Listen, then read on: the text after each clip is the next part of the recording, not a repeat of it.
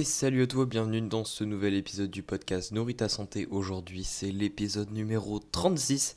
Et dans cet épisode, je vais t'expliquer, je vais te donner différents conseils pour que tu puisses améliorer ta mémoire grâce à ta nutrition et donc mieux apprendre les choses que tu apprends. Donc effectivement, là, vu qu'on est au mois de septembre, c'est la rentrée et forcément, avoir des petits tips pour mieux apprendre souvent, c'est très utile pour la plupart des gens, même si on n'est plus en études.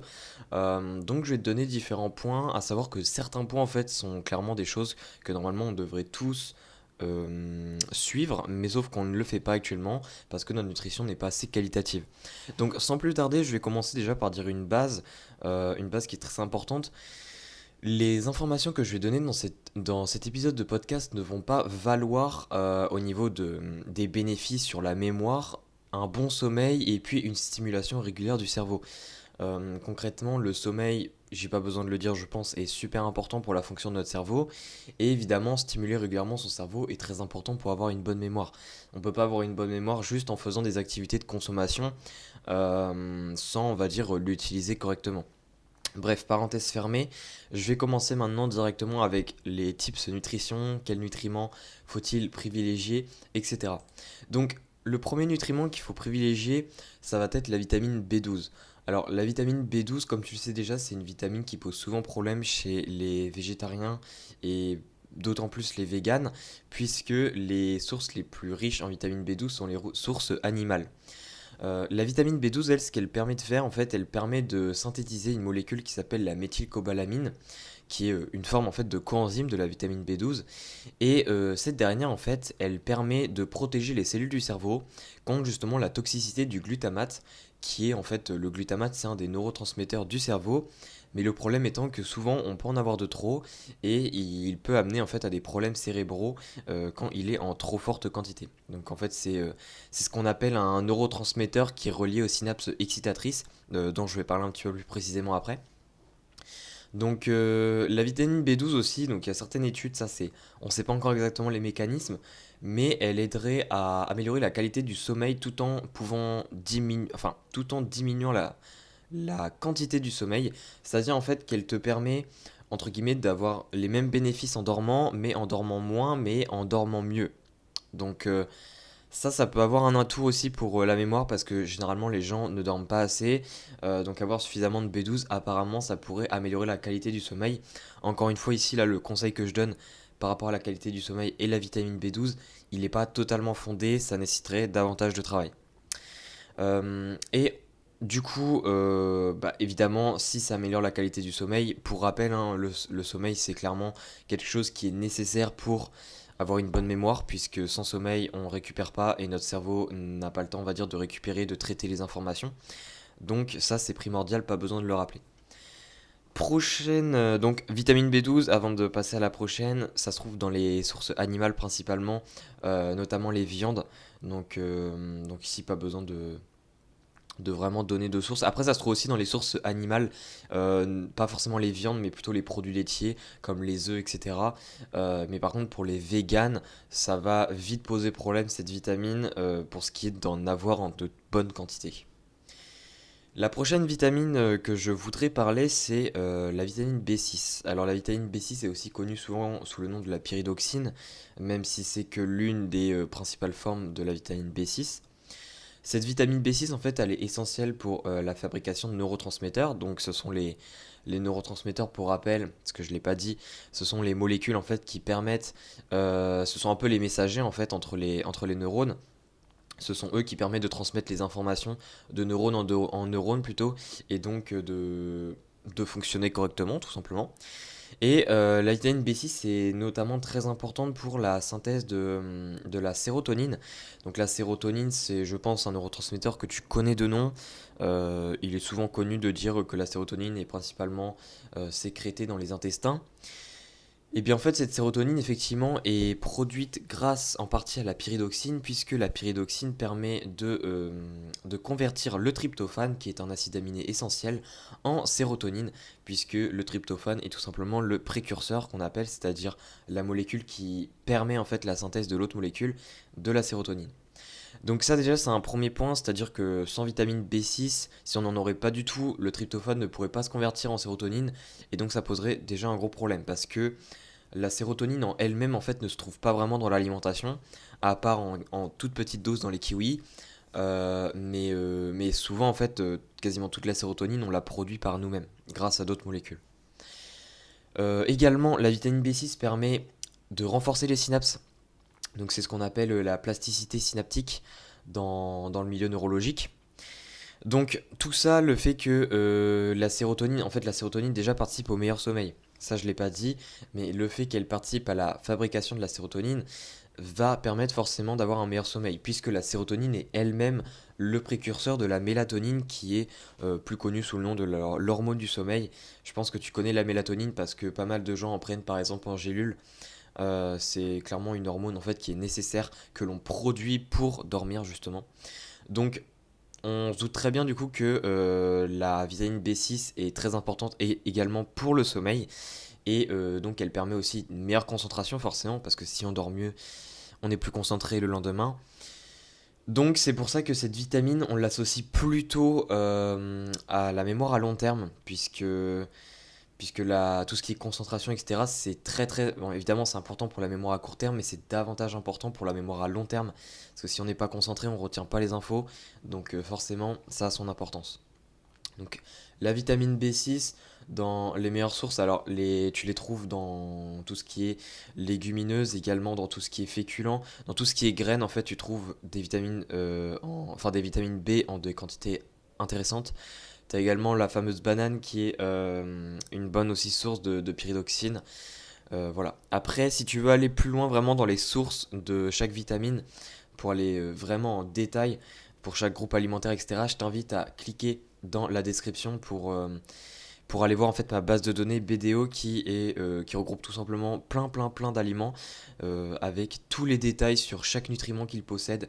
Donc voilà, tu peux trier parmi tous les aliments, parmi chaque groupe alimentaire, bref, comme tu veux, tu peux trier tout ça en fonction de quel aliment contient le plus de tels nutriments, dont par exemple la vitamine B6. Enfin bref, si ça t'intéresse tout ça, je t'invite à cliquer sur le lien dans la description, mais là on continue.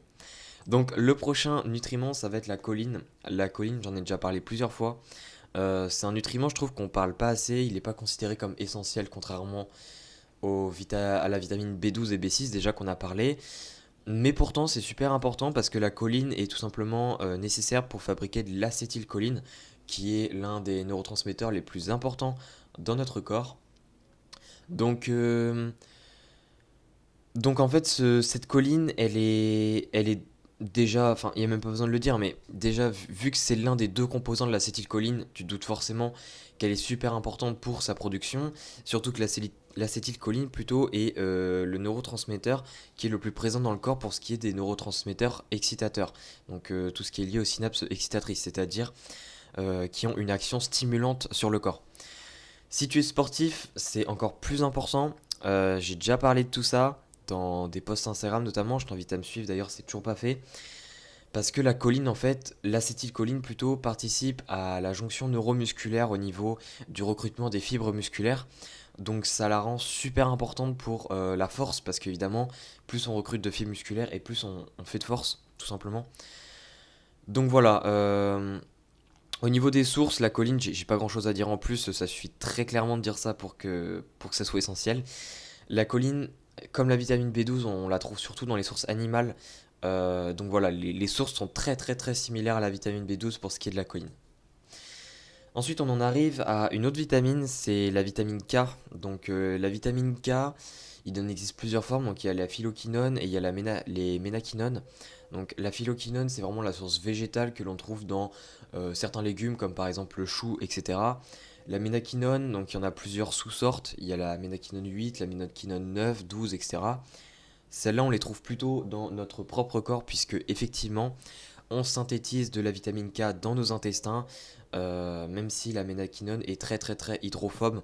Donc souvent, il y a une bonne partie de la ménaquinone que l'on produit qui n'est pas absorbée en fait.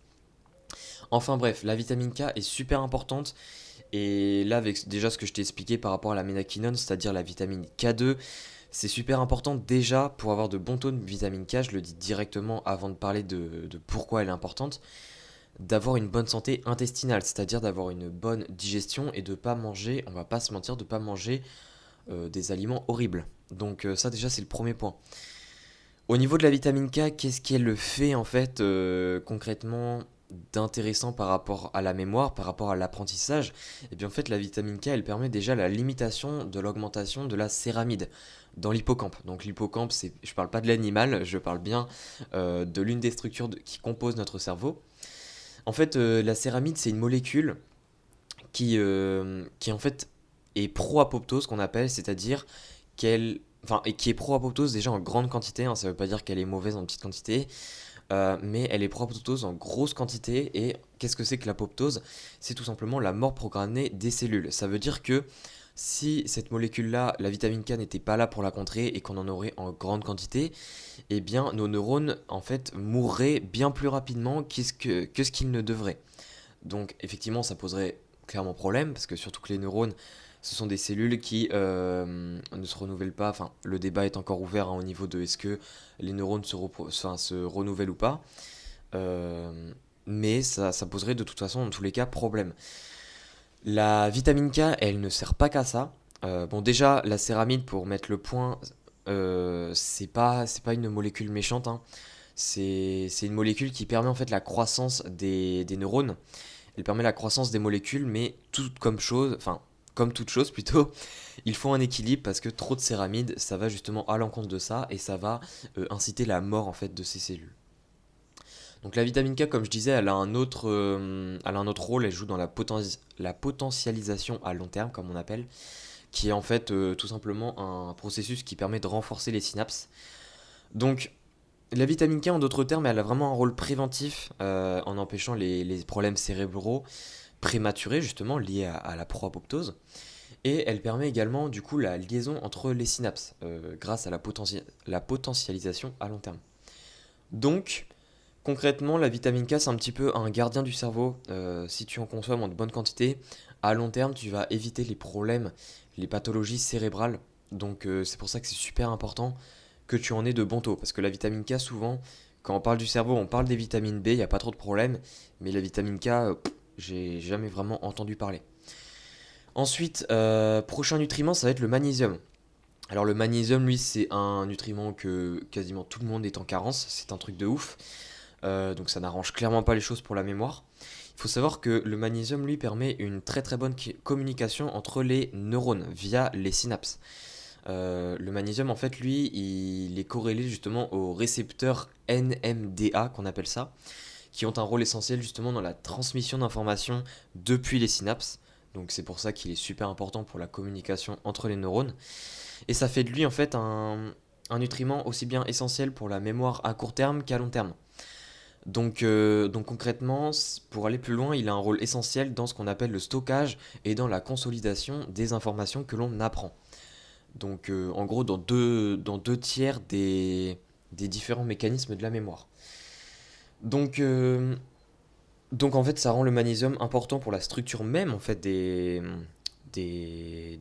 synapses plutôt, je vais y arriver. Encore une fois, en fait là, le magnésium, contrairement aux autres, on parle même pas un petit peu d'optimisation, là on parle vraiment de fonction basique. C'est-à-dire que le magnésium, normalement, il devrait faire ça. Ça, c'est là, ce conseil-là par rapport au magnésium, c'est même pas un conseil d'optimisation, d'amélioration. Normalement, c'est un conseil de fonction basique. Donc, ça montre vraiment le problème avec le magnésium qui est que l'on est en carence. Au niveau des sources de magnésium, pareil, si ça t'intéresse vraiment d'avoir les meilleures sources pour chaque groupe alimentaire, pour tous les nutriments, ça peut être aussi bien magnésium, potassium, vitamine K, etc. Je t'invite vraiment à cliquer sur le lien pour aller voir ma base de données BDO, il y a tout là-dessus. Mais après, sinon, pour donner quelques sources, donc on a tendance à dire le chocolat noir, je suis désolé, mais le chocolat noir par rapport à la densité énergétique qu'il a, il est pas si intéressant que ça. Magnésium, tu as certains légumes, tu as par exemple les épinards, tu as certains fruits comme par exemple les kiwis, bon, les viandes, etc. C'est pas forcément riche en magnésium. Tu as aussi pas mal tout ce qui est féculent, donc tu as par exemple le quinoa qui est intéressant. Bref, tu as pas mal de sources, t'as pas vraiment des sources incroyables en magnésium. Le but c'est que tu associes vraiment les bons aliments en fait dans ta journée pour justement en avoir de bons taux. Donc voilà, j'en ai fini pour cet épisode. J'espère que les informations t'auront aidé. Donc pour récapituler, déjà, tu as la vitamine. Donc déjà, bon sommeil plus stimulation régulière du cerveau, ça c'est la base. Pour ce qui est de l'optimisation, consommer suffisamment de vitamine B12, de choline, donc ça tu les trouves dans les sources animales principalement. Ensuite, tu as la vitamine B6 qui est super importante aussi. Tu as la vitamine K, donc ici bonne santé intestinale plus évidemment de bons taux de vitamine K1, donc que tu trouves dans les légumes notamment. Et enfin le magnésium. Le magnésium, lui, il est super important, c'est fonction basique vraiment. Et celui-là, tu le trouves dans pas mal d'aliments, on va dire. Donc voilà. Après, je sais que tout ce qui est source d'aliments, c'est pas trop compliqué avec Google de chercher, mais je pense que tu vois très bien. Je t'ai donné quelques exemples, donc t'as de quoi déjà t'en sortir. Donc voilà, n'hésite pas à m'envoyer un message à me faire un retour sur Instagram, si le podcast t'a plu. D'ailleurs, n'hésite pas à me suivre sur Instagram, c'est toujours pas fait. Également à noter le podcast si tu es sur une plateforme où tu peux noter, ça me fait extrêmement plaisir aussi de recevoir des notes, au moins ça montre que le podcast a plu. Et encore une fois, si tu veux vraiment aller plus loin pour découvrir les meilleures sources de chaque nutriment, et même tous les nutriments qu'on n'a pas vus ici, hein, ça peut être le chrome, ça peut être le sodium, ça peut être tout en fait, le potassium, le fer, etc.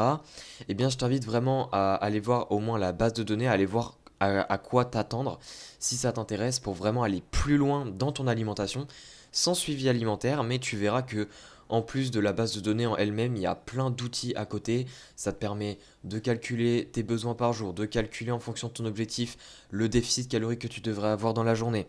Ça te permet également de créer des repas et de savoir les taux de chaque nutriment que tu as par rapport aux besoins que tu as dans la journée. Bref, tu as vraiment plein d'outils. Si ça t'intéresse, le lien est juste dans la description. Et puis sinon, je te dis à la prochaine. J'espère que tu mettras tout ça en pratique. Du coup, voilà, allez, on se dit ciao ciao.